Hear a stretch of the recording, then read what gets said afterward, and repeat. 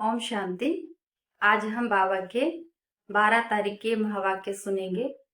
बाबा ने कहा, मीठे बच्चे, तुम्हें अभी ज्ञान की दृष्टि मिली है, इसलिए तुम्हारा भटकना बंद हुआ। तुम शांति धाम, सुख धाम को याद करते हो।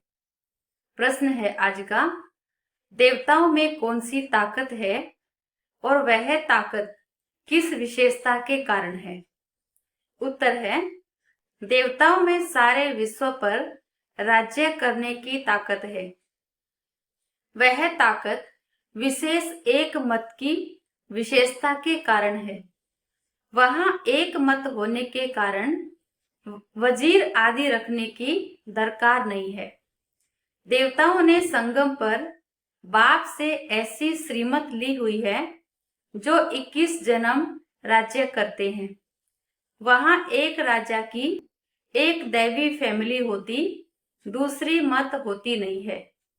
गीत है, नैनहीन को राह दिखाओ प्रभु। ओम शांति। बच्चों को नैन मिले हैं, पहले नैन नहीं थे। कौन से नैन? ज्ञान के नैन नहीं थे, अज्ञान के नैन तो थे। बच्चे जानते हैं ज्ञान सागर एक ही बाप है और कोई में यह रूहानी ज्ञान है नहीं। जिस ज्ञान से सद्गति हो, अर्थात सुख धाम, शांति धाम जाना हो। अभी तुम बच्चों को दृष्टि मिली है, कैसे सुख धाम बदलकर फिर माया का राज्य व दुख धाम बनता है। पुकारने लगते हैं कि नैनहीन को राह बताओ। बाबा कहते हैं, भक्ति मार्ग के यज्ञ, तप, दान, पुण्य आदि से कोई राह नहीं मिलती है शांति धाम, सुख धाम जाने की। हर एक को अपना पार्ट बजाना ही है। बाप कहते हैं, मुझे भी पार्ट मिला हुआ है। भक्ति मार्ग में पुकारते हैं कि मुक्ति, जीवन मुक्ति की राह बताओ। उसके लिए कितने यज्ञ, तप, दान, पुण्य आदि करते हैं, कितना भटकते हैं। शांति धाम, सुख धाम में भटकना होता ही नहीं, यह भी तुम जानते हो। वो तो सिर्फ शास्त्रों की पढ़ाई और जिस्मानी पढ़ाई को ही जानते हैं। इस रूहानी बाप को तो बिल्कुल ही जानते नहीं। रूहानी बाप ज्ञान तब आकर देते हैं जब सर्व की सद्गति होती है, पुरानी दुनिया बदलनी होती है, मनुष्य से देवता बनते हैं, फिर सारी सृष्टि पर एक ही राज्य होता है, देवी देवताओं का, जिसको ही स्वर्ग कहते हैं। यह भी भारतवासी जानते हैं। आदि सनातन देवी देवता धर्म भारत में ही था। उस समय और कोई धर्म नहीं था। तुम बच्चों के लिए अभी है संगम युग, बाकी सब हैं कलयुग में। बाबा कहते, तुम पुरुषोत्तम संगम युग पर बैठे हो। जो जो बाप को याद करते हैं, बाप की श्रीमत पर चलते हैं, वही संगम युग पर हैं, बाकी कलयुग में है। अभी कोई सावरेंटी किंगडम तो है नहीं। बाबा कहते अभी कोई दैवी राज्य तो है नहीं। अनेक मतों से राज्य चलता है। सतयुग में तो एक महाराजा की ही मत चलती है, वजीर होते नहीं। इतनी ताकत होती है, फिर जब पतित बनते हैं तो वजीर आदि रखते हैं, क्योंकि वह ताकत नहीं रहती। अभी तो है ही प्रजा का राज्य। सतयुग में एक मत होने से ताकत रहती है। वहां एक राज्य, एक भाषा, एक मत, सब एक होता है। बाबा कहते अभी तो है ही प्रजा का राज्य। सतयुग में एक मत होने से ताकत रहती है। अभी तुम वह ताकत ले रहे हो, क्योंकि अभी भी हम एक बाबा से पढ़ाई कर रहे हैं, एक मत होकर चल रहे हैं। 21 जन्म इंडिपेंडेंट राजाई करते हो, अपनी ही दैवी फैमिली है। अभी यह है तुम्हारा ईश्वरीय परिवार। बाप कहते हैं, अपने को आत्मा समझ बाप की याद में रहते हो तो तुम ईश्वरीय परिवार के हो। अगर देह अभिमान में आकर भूल जाते हो तो आसुरी परिवार के हो। अगर बाबा को भूल गए तो आसुरी परिवार के हो गए। 1 सेकंड में ईश्वरीय संप्रदाय के और 1 सेकंड में आसुरी संप्रदाय के बन जाते हो। अपने को आत्मा समझ बाप को याद करना कितना सहज है। बाबा कहते परंतु बच्चों को बहुत मुश्किल लगता है। बाप कहते हैं अपने को आत्मा समझ और बाप को याद करेंगे तो विकर्म विनाश होंगे। देह द्वारा कर्म तो करना ही है। देह बिगर तो तुम कर्म कर नहीं सकेंगे। कोशिश करनी है। क्या कोशिश करनी है? काम काज करते भी हम बाप को याद करें। परंतु यहाँ तो बिगर काम भी याद नहीं कर सकते हैं, भूल जाते हैं। यही मेहनत है। भक्ति में ऐसे कोई थोड़े ही कहा जाता कि सारा दिन भक्ति करो। उसमें टाइम होता है सवेरे, शाम व रात्रि को। फिर मंत्र आदि जो मिलते हैं वह बुद्धि में रहते हैं। अनेका अनेक शास्त्र हैं, वह भक्ति मार्ग में पढ़ते हैं। बाबा कहते तुमको तो कोई पुस्तक आदि नहीं पढ़ना है, न बनाना है। यह मुरली आदि छपाते भी हैं रिफ्रेश होने के लिए। बाकी कोई भी किताब आदि नहीं रहेंगी। यह सब खत्म हो जाएंगी। विनाश होगा तो सब खत्म हो जाएगा। बाबा कहते ज्ञान तो है ही एक बाप में। अभी देखो ज्ञान विज्ञान भवन नाम रखा है, जैसे कि वहां योग और ज्ञान सिखाया जाता है। बिगर अर्थ ऐसे ऐसे नाम रख देते हैं। कुछ भी पता नहीं है कि ज्ञान क्या है, विज्ञान क्या है। अभी तुम ज्ञान और विज्ञान को जानते हो। योग से होती है हेल्थ, जिसको विज्ञान कहा जाता है। और यह है ज्ञान, जिसमें वर्ल्ड की हिस्ट्री ज्योग्राफी समझाई जाती है। वर्ल्ड की हिस्ट्री ज्योग्राफी कैसे रिपीट होती है वह जानना है, परंतु वह पढ़ाई है हद की। यहाँ तो तुमको बेहद की हिस्ट्री ज्योग्राफी बुद्धि में है।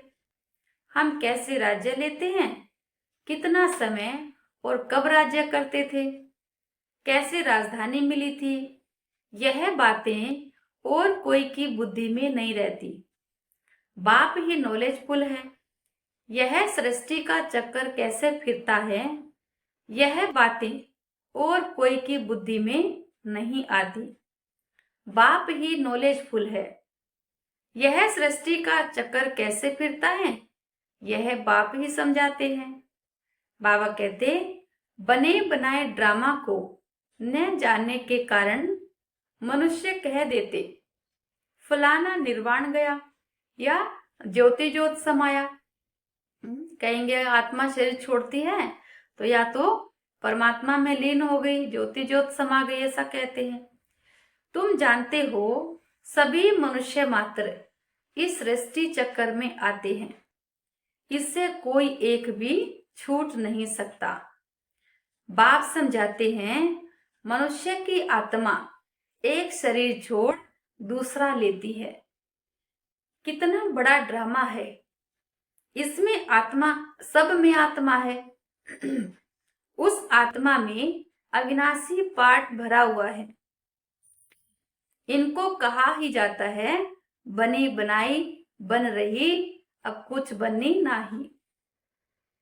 अब ड्रामा कहते हैं तो जरूर उनका टाइम भी चाहिए।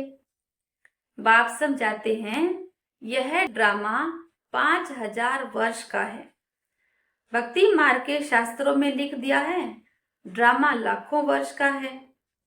इस समय ही जबकि बाप ने आकर सहज राजयोग सिखाया था।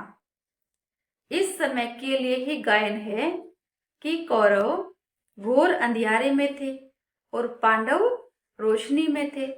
माना कौरव देह अभिमान के वश थे परमात्मा को जानते नहीं थे, और पांडव थे प्रीत बुद्धि, इसलिए रोशनी में थे। वो लोग समझते हैं कलयुग में तो अर्जुन 40,000 वर्ष हैं। उन्हों को यह पता नहीं पड़ता कि भगवान आया हुआ है। इस पुरानी दुनिया का मौत सामने खड़ा है। सब अज्ञान नींद में सोए पड़े हैं। क्या सोचते अभी तो बहुत समय पड़ा है, बाद में भगवान को याद करेंगे। लेकिन भगवान कहते अभी मौत बिल्कुल सामने खड़ा है। जब लड़ाई देखते हैं तो कहते हैं यह तो महाभारत लड़ाई की निशानी है। यह रिहर्सल होती रहेगी, फिर चलते चलते बंद हो जाएगी। तुम जानते हो अभी हमारी पूरी स्थापना हुई थोड़े ही है। गीता में यह थोड़े ही है कि बाप ने सहज राजयोग सिखलाई, यहां ही राजाई स्थापन की। गीता में तो प्रलय दिखा दी है। कहते कि प्रलय हो गई, दिखाते हैं सब मर गए, बाकी 5 पांडव बचे, वह भी पहाड़ों पर जाकर गल मरे। राजयोग से क्या हुआ कुछ भी पता नहीं है। बाप हर एक बात समझाते रहते हैं। वह है हद की बात, हद की रचना हद के ब्रह्मा रचते हैं। पालना भी करते हैं, बाकी प्रलय नहीं करते। स्त्री को अडॉप्ट करते हैं, बाप भी आकर बच्चों को अडॉप्ट करते हैं। कहते हैं मैं इनमें प्रवेश कर बच्चों को नॉलेज सुनाता हूँ। शिव बाबा कहते हैं मैं ब्रह्मा के तन में प्रवेश करके और बच्चों को ज्ञान सुनाता हूँ, नॉलेज सुनाता हूँ। इन द्वारा बच्चों को रचता हूँ। बाप भी है तो फैमिली भी है। यह बड़ी गुह्य बातें हैं, बहुत गंभीर बातें हैं, मुश्किल कोई की बुद्धि में बैठती हैं। बाबा कहते ज्ञान बहुत सहज भी है लेकिन मुश्किल भी है, सबकी बुद्धि में नहीं बैठता है। अब बाप कहते हैं पहले पहले तो अपने को आत्मा समझो। आत्मा ही एक शरीर छोड़ दूसरा लेती है। शरीर पर ही भिन्न भिन्न नाम पड़ते हैं। नाम रूप फीचर सब भिन्न भिन्न हैं, सबके अलग अलग पहचान, अलग अलग शरीर हैं। एक के फीचर्स न मिले दूसरे से। हर एक आत्मा के जन्म जन्मांतर के अपने फीचर्स हैं। अपनी एक्ट ड्रामा में नूंदी हुई है, इसलिए इनको बना बनाया ड्रामा कहा जाता है। अभी बेहद का बाप कहते हैं मुझे याद करो तो विकर्म विनाश हो। तो हम क्यों न बाप को याद करें, यही मेहनत है, याद करने की ही मेहनत है। बाबा कहते हैं तुम बच्चे जब याद की यात्रा में बैठते हो तो माया के तूफान लगते हैं, युद्ध चलता है, उससे घबराना नहीं है। घबराना नहीं, क्योंकि बाबा को जब हम याद रखेंगे तो कितने भी बड़े विघ्न आएंगे सब पार हो जाते हैं। माया घड़ी घड़ी याद को तोड़ेगी। संकल्प विकल्प ऐसे ऐसे आएंगे जो एकदम माथा खराब कर देंगे। बाबा कहते तुम मेहनत करो। पाप ने समझाया है इन लक्ष्मी नारायण की कर्मेंद्रियां वश कैसे हुई। यह संपूर्ण निर्विकारी थे। यह शिक्षा इन्हों को कहां से मिली? तो क्या कहेंगे, इन्होंने भी संगम युग पर शिव बाबा से राजयोग सीख कर फिर इस पद को पाया है। अभी तुम बच्चों को यह बनने की शिक्षा मिल रही है। इनमें कोई विकार होता नहीं। वह रावण राज्य ही नहीं, पीछे रावण राज्य होता है। रावण क्या चीज है यह भी कोई जानते नहीं। ड्रामा अनुसार यह भी नूंद है। ड्रामा के आदि मध्य अंत को नहीं जानते हैं, इसलिए ही नेति नेति करते आए हैं। अभी तुम स्वर्गवासी बनने के लिए पुरुषार्थ कर रहे हो। यह लक्ष्मी नारायण स्वर्ग के मालिक है ना। इन्हों के आगे माथा टेकने वाले तमो प्रधान कनिष्ठ पुरुष हैं। बाप कहते हैं पहले पहले तो एक बात पक्की कर लो। कौन सी बात पक्की करनी है? अपने को आत्मा समझ बाप को याद करो। इसमें ही मेहनत है। जैसे 8 घंटा सरकारी नौकरी होती है ना, अभी तुम बेहद की सरकार के मददगार हो। तुमको भी, बाबा कहते तुमको भी कम से कम 8 घंटा पुरुषार्थ करना है, याद में रहना है। यह अवस्था तुम्हारी ऐसी पक्की हो जाएगी जो कोई की भी याद नहीं आएगी। फिर बाप की याद में ही शरीर छोड़ेंगे। फिर वही विजय माला के दाने बनेंगे। एक राजा की प्रजा कितनी ढेर होती है, यहां भी प्रजा बनी है। बाबा कहते तुम विजय माला के दाने पूजने लायक बनेंगे। 16,108 की भी माला होती है, एक बड़े बॉक्स में पड़ी रहती है। 8 की माला है, 108 की भी है, अंत में फिर 16,108 की बनती है। जैसे जैसे बच्चे पुरुषार्थ करते हैं उसी अनुसार उनका यादगार बनता है। बाबा कहते तुम बच्चों ने ही बाप से राजयोग सीख सारे विश्व को स्वर्ग बनाया है, इसलिए तुमको पूजा जाता है। तुम ही पूज्य थे, फिर पुजारी बने हो।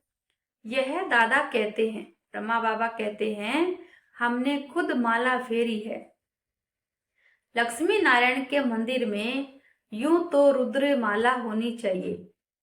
तुम पहले रुद्र माला फिर रुंड माला बनते हो, है ना। पहले शिव बाबा के बच्चे बनते हैं, उसके बाद विष्णुपुरी में जाते हैं।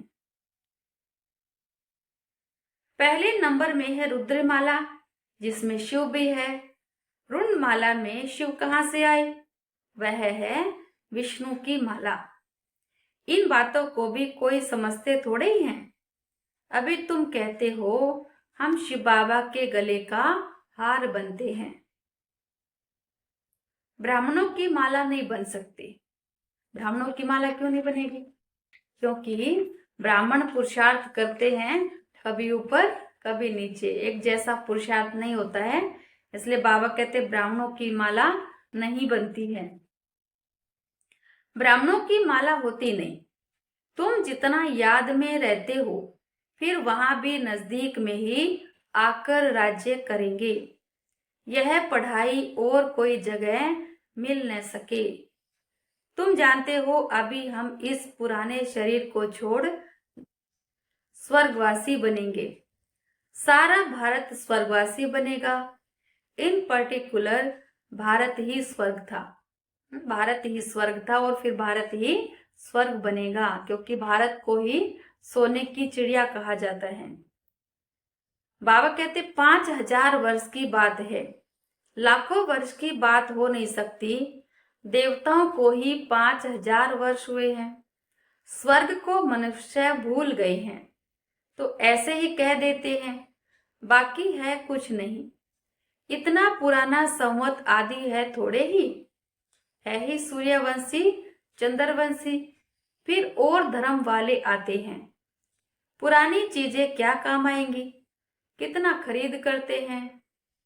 पुरानी चीज की बहुत वैल्यू करते हैं। दुनिया में भी बहुत ऐसे शौक रखते हैं कि पुरानी पुरानी चीजें खरीदेंगे। बाबा कहते हैं अब सबसे वैल्यूबल तो शिव बाबा है। कितने शिवलिंग बनाते हैं, आत्मा इतनी छोटी बिंदी है। यह किसको भी समझ में नहीं आता, अति सूक्ष्म रूप है। बाप ही समझाते हैं इतनी छोटी बिंदी में इतना पाठ नुंदा हुआ है। यह ड्रामा रिपीट होता रहता है। यह ज्ञान तुमको वहां नहीं रहेगा। सतयुग में जाएंगे तो प्राय लोप हो जाता है, भूल जाते हैं। तो फिर कोई सहज राजयोग कैसे सिखा सकते हैं? किसी को याद ही नहीं होगा तो कुछ दूसरे को सिखा कैसे सकते हैं? यह सब भक्ति मार्ग के लिए बैठ बनाया है। अभी बच्चे जानते हैं बाप द्वारा ब्राह्मण, देवता, क्षत्रिय 3 धर्म स्थापन हो रहे हैं भविष्य नई दुनिया के लिए।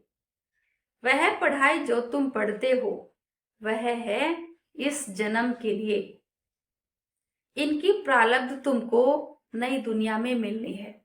अभी जो हम पढ़ाई कर रहे हैं उसकी प्रारब्ध मिलेगी नई दुनिया में। यह पढ़ाई होती ही है संगम युग पर। पढ़ेंगे अभी और प्राप्ति होगी सतयुग में। यह है पुरुषोत्तम संगम युग। मनुष्य से देवता तो जरूर संगम पर बने होंगे। बाप बच्चों को सब राज समझाते हैं। यह भी बाबा जानते हैं तुम सारा दिन इस याद में रह नहीं सकेंगे। बाबा को भी पता है बच्चे भूल जाते हैं, फिर भी बाबा कहते हैं बच्चे कोशिश करके याद रखना है।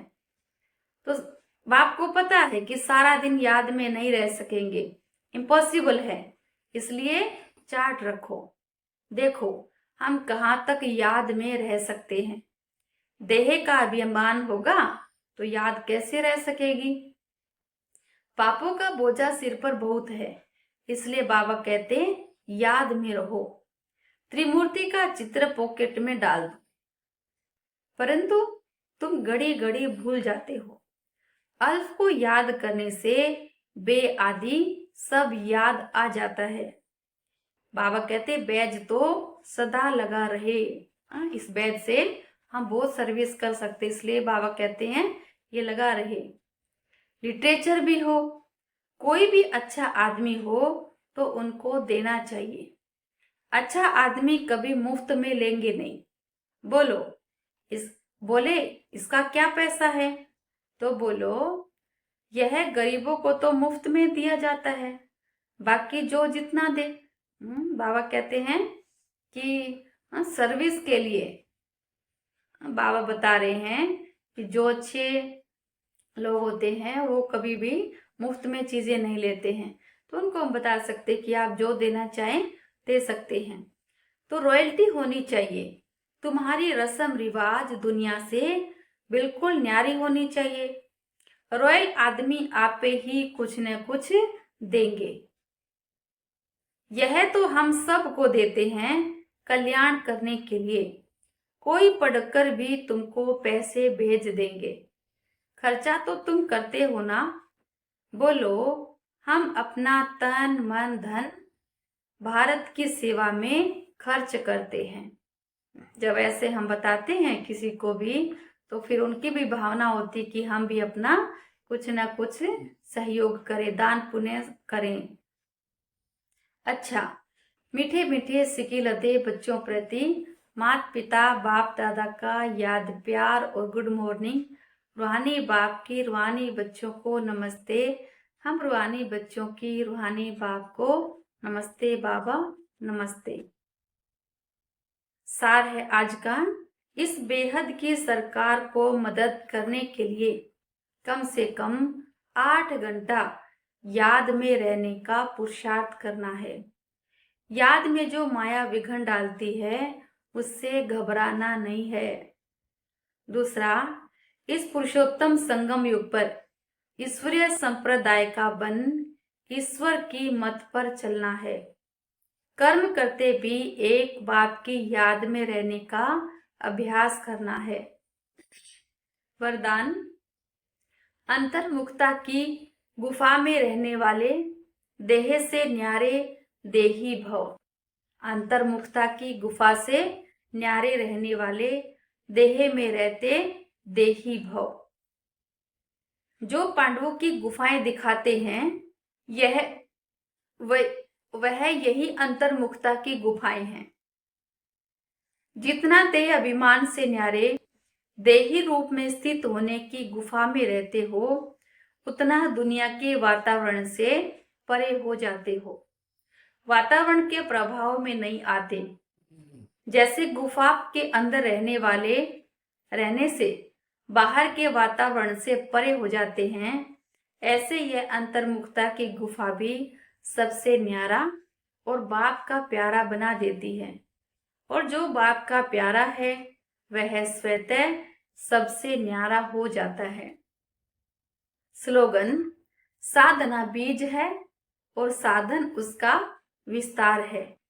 विस्तार में साधना को छिपा नहीं देना। बाबा कहते साधन जो हैं वो आज हैं कल नहीं है, लेकिन साधनों के पीछे साधना को न भूल जाएं। साधना जो है वो हमें बल देती है।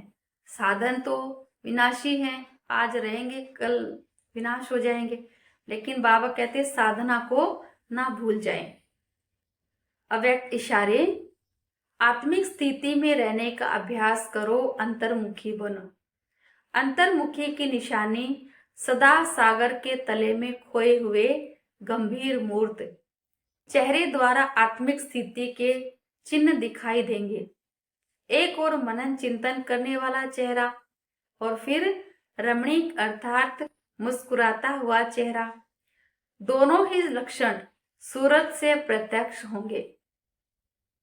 अंतर्मुखी सदा हर्षित मुख दिखाई देंगे, क्योंकि माया का सामना करना समाप्त हो जाएगा। ओम शांति।